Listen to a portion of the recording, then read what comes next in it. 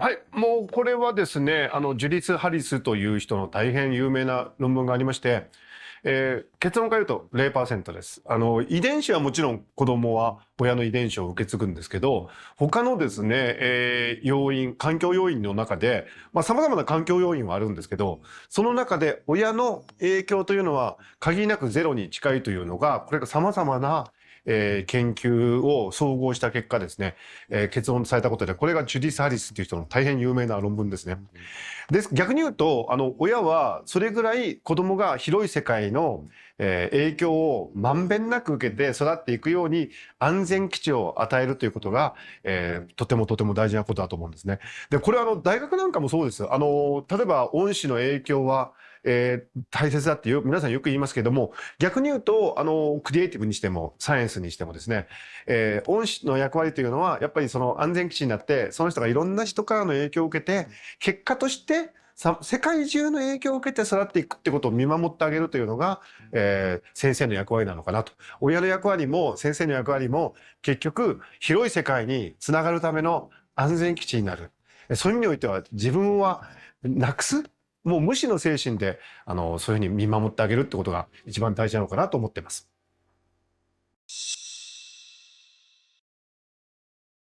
はい、いわゆる不登校と言われ方が日本ではするんですけども、海外ではね、ホームスクーリングとかホームエデュケーションっていう言葉があるんですね。ですから学校に通ってないというところから、捉えるのではなくて、教育の一つのオプションとしてね、僕は今や考えるべきだと思うんです。ただしですね、海外でも議論されているのは、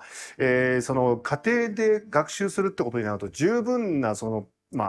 カリキュラムとかですね、教材とかが提供できないということが実は問題とされています。ですので僕は日本でね、学校に行くことが前提っていうか基本になっているってことは必ずしも悪いことではないと思うんですよ。で、そのような国とか社会が子どもたちの学びを、ある意味では手厚く見守るという文化の伝統を、受け継ぎつつ、そのホームエデュケーションとかホームスクーリングと言われるような家庭で学ぶということをね、これからいろいろみんなで考えていけたらいいのかなと。で、実はこれは親の方としてもリモートワークなどでその働き方が変わってきてるんで、子供との時間の過ごし方なんかがね、より自由度が増すかもしれないんで、日本型のホームスクーリング、ホームエデュケーションをみんなで考えたらいいんじゃないかなと思います。これね、人間の脳ってその役割によって、前頭葉、あるいは眼下前頭皮質っていうところで、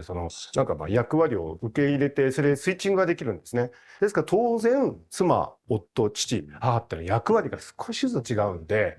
それがもしスイッチングができたらとてもいいことになる。だからよく海外でね、普段はお父さんお母さんなんだけど、ただベビーシッターの人に預けて、その夜はデートを楽しんで、良い夫、良い妻になるっていうようなシーン見ますよね。で、今の社会ってのはやっぱりどんどんテクノロジーが進化してきてるんで、そういう複数の役割を担うということができるようになってきてるんですよね。場合によってはね、例えば、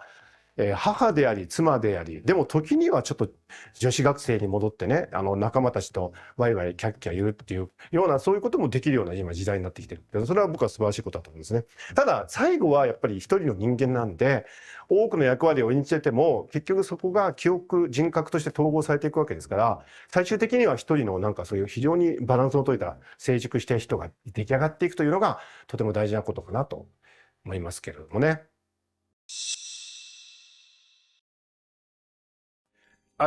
人には個性というのがあって、特にですね、外から見るとなかなかわからない個性で、それが理由で人とのコミュニケーションとかがうまくいかないっていうことがあって、その時どうするかって意外と難しいんですよ。僕の友達でも、実は片方の耳がもう一つに比べると聞き取りにくいとか、何か考えてる時に注意がつい散漫になっちゃうとか、いろんな個性を持ってる人がいるんですね。で、それ、外から見ると気づかれにくいんで、なんか変な人だなとか、サボってんじゃないかなとか思われてしまったりするんですよね。で、そういう時に、そういう個性があるからこそできるコミュニケーションの仕方っていうのもあるんだろうかなと思うんですよね。ですから何か苦手なことがあったら、それをカバーするために自分でいろいろ工夫したりとか、あるいはより丁寧に相手との意思疎通を図るとか、そういうことをすることによってですね、案外苦手だったことが自分の、長所になることもあるんですよね。私の友人の伊藤浄一さんは、実は日本語が読みにくいっていうか、ずっと外国が長いんで、日本語の文章が読みにくいっていうことなんですけども、でも、だからこそ伊藤浄一さんはおそらく日本人にはない発想で、世界のことを考えたりすることができているように思うんですよね。ベートーベンが、第一シンフォニーを書いた後、ほとんど耳が聞こえなくなったって有名な話ですけども、僕はその、いろいろ苦労はすると思うんですけども、しかも、外から見るとわからないことっていうのは、なかなか他人に伝わりにくいと思うんですが、そこを補う努力をすることで、その人らしいクリエイティブが開花するってこともあるんじゃないかなと思います。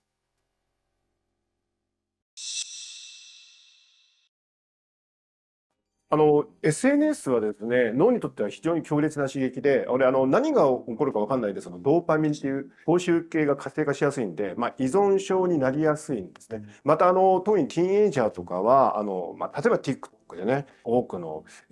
視聴回数を増やしたいっていうんで、ちょっと無理をしたりするってこともあって、気をつけて使わないと、ここのバランスがね、ちょっと崩れちゃったりするものでもあるんです。ただ、脳の研究してた立場から言うとですね、やっぱりリテラシーというのは使ってみないとわかんないんで、僕なんかもそうですけども、ツイッターとの付き合い方とか、やっぱり使っている中で模索してきたんですね。ですから、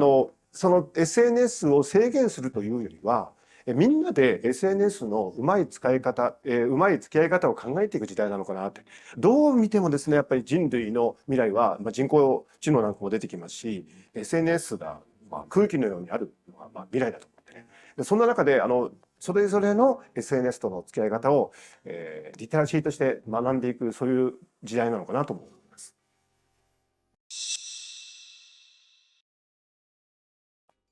僕は学生にいつも言ってるのはですね、子供の頃は大人が自分の安全基地になってくれるから、いろいろ、チャレンジできる、学ぶことができる。だから、子供はいろいろ、いろんなことに挑戦していける。だけど、大人になったら今度は自分が誰かの安全基地にならなきゃいけないんだよってことをいつも学生に言うんですね。だから、大人になるってことは、自分が安全基地を受け取る側から、誰かに安全基地を与える側になるっていうのが、大事なプロセスだと思うんですけど、やっぱり子供をですね、相手にしているようなお仕事の方が、なんかいろいろね、子供に良くないことをしてしまうっていうのは、結局自分自身が安全基地を与える側になってないんですよね。で、その理由はいろいろあるんですけど、やっぱりご自身が十分に自分の中で安全基地を感じられてないっていうか、一人の大人として独立して、で、いろいろ子供ってのは予想できないこととかですね、自分が思うようにならないことをするんですけど、でもそれを温かく見守ってあげる、そういう心の余裕というか、そういうものがないとなかなか子供たちにとっての安全基地になれないんだと思うんですね。ただやっぱりね、子供を相手にする仕事っていうのは自分が安全基地になってあげるというのが一番の理想だし、素晴らしいことなんで、もう一度その理想というか原理原則を、社会全体でね、見直す必要があると思うし、考えてみるとそういう幼稚園とかどういうことだけじゃなくて、社会全体がね、ひょっとしたら子供に対する温かい目とか、優しい眼差しを忘れてるところあるんだなと思うんで、社会全体が僕は安全基地というものを与える側としての責任と喜びをもう一度見直す必要があるのかなと思います。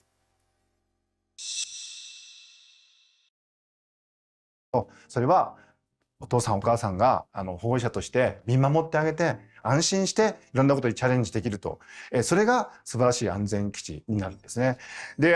ただですね、じゃあ親は何もしなくてもいいのかってそうではなくて、お子さんの前にいろんなものを並べていただきたいんですよね。それはお絵描きかもしれないし、絵本かもしれないし、スポーツかもしれないし、自然観察かもしれないし、音楽かもしれないし、何でもいいんですよ。とにかく子供がなんかよくお食い初めで、目の前になんかいろんなものを置いて、なんかそれで何に手を出すかっていうのをやるじゃないですか。あれはやっぱり子供にとって安全基地の形を表していてですね、いろんな社会との接点とか学びの機会を与えて、この子はじゃあ何に手を伸ばすかなと。で、それに手を伸ばしたら、じゃあそれを応援してあげようと。そういう気持ちでいると、とてもいい安全基地ができると思いますし、子育ては僕は宝探しだと思ってるんですね。子供という宝箱にどんな宝物が入っているかということは、親にも、そして子供自身にもわからない。だから一緒にその宝物を探す。これが子育てなんじゃないかなと思っています。